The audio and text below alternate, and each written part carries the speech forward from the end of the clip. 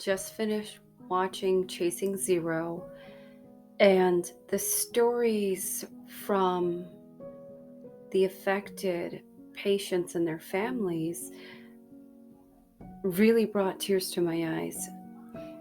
I think the most difficult part of watching it was that no one gave them any answers about what had happened and what went wrong and how to prevent it from happening to anybody else.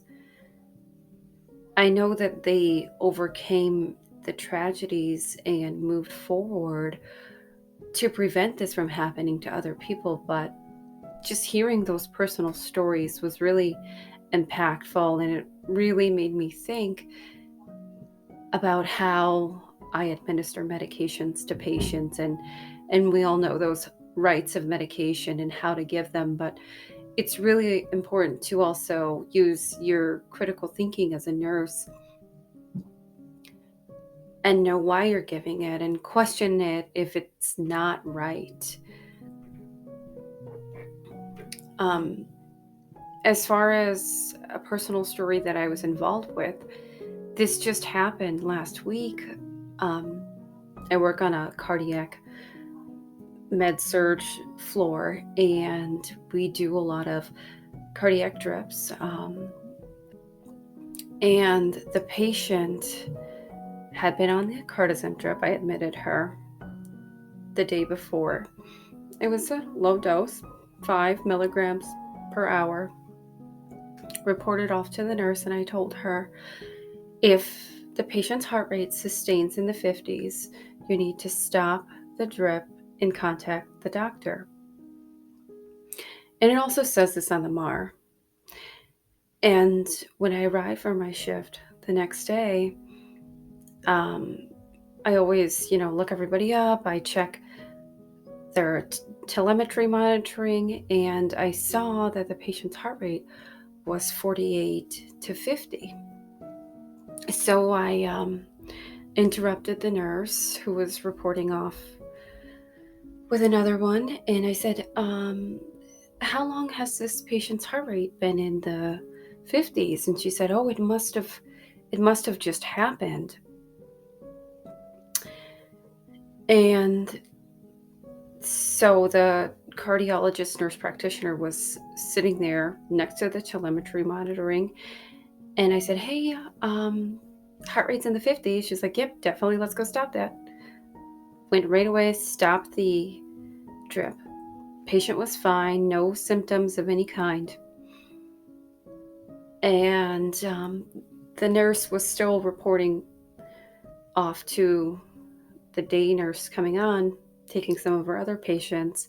So I did have some time to review the patient's telemetry and the vital signs that were taken overnight. And I did see that the heart rate was in the 50s at 3 a.m. and we do shift change at 7:30. So I did speak with that nurse, and I said, I'm not sure if you're aware, but the heart rate was in the 50s about 4 hours ago. And I just think things like this, luckily the patient was not harmed. But I did end up reporting this as a safety event, because if something had happened or she was really dizzy or really lightheaded or faint, then that would have been harmful to the patient. So just being aware of what medication you're giving, how it's being given, and when medication should be stopped or held is a really important part of being a nurse, and it involves your critical thinking and monitoring the patients. And really, this is what nurses are doing at the hospital. Like I said, luckily the patient was not harmed, but it did make an impression on me. So sharing medication errors, it's not to point the finger at anybody or get anybody in trouble. It's really to create better systems of how to prevent errors. So when I reported the safety error, it always asks for a description of what happened. And then it also asks for a suggestion of how the error could have been prevented. So we have central telemetry monitoring that's offsite.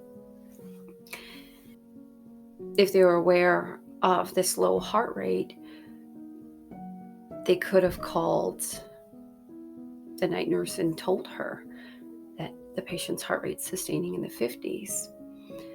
Before I reported this safety event, I did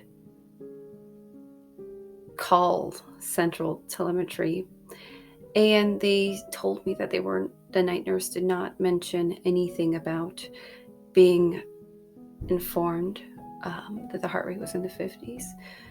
So when we receive a patient on telemetry from emergency department, we have to do a verification of the MRN and the telemetry box number.